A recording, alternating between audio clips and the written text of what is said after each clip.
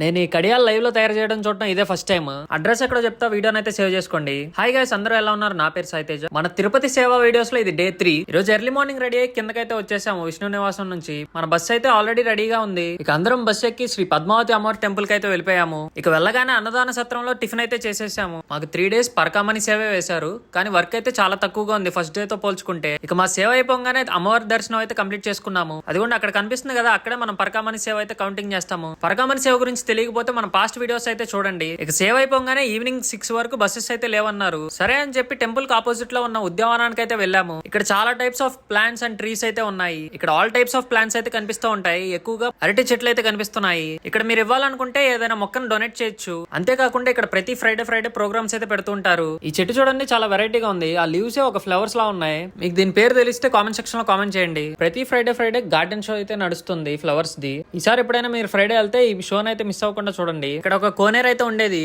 కానీ వర్షాలు లేక మొత్తం ఎండిపోయింది. మన వీడియోస్ చూసిన వాళ్ళంతా ఇన్స్టాగ్రామ్ లో మెసేజ్ అయితే చేస్తున్నారు. మీకు ఏమైనా డౌట్స్ ఉంటే ఖచ్చితంగా క్లారిఫై చేస్తాను, బట్ కాల్స్ అయితే చేయకండి.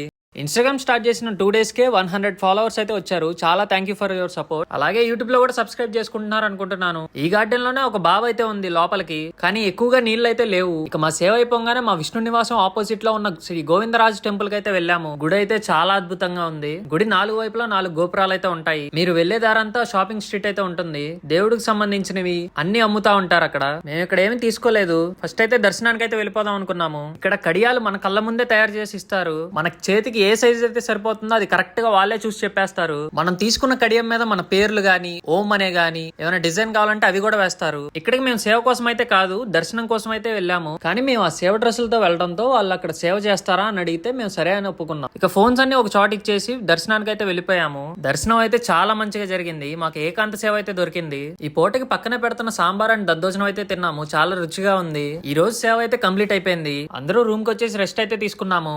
రేపేం జరిగిందో తెలుసుకోవడానికి ఫాలో అండ్ సబ్స్క్రైబ్ అయితే చేసుకోండి.